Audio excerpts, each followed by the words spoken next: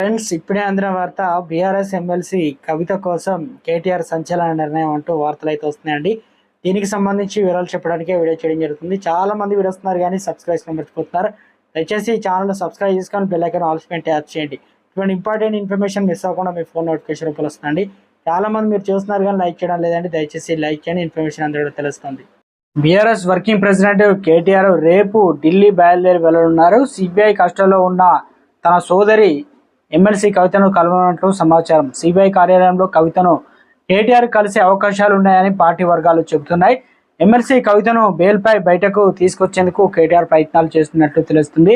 Parliament ఎన్నికల్లోపే కవితను బయటకు తీసుకొచ్చి ఎన్నికల ప్రచారంలో పాల్గొనేలా విధంగా బీఆర్ఎస్ అధిష్టానం ప్లాన్ చేస్తున్నట్లు పార్టీ వర్గాల్లో గుసగుసలు అయితే వినిపిస్తున్నాయి.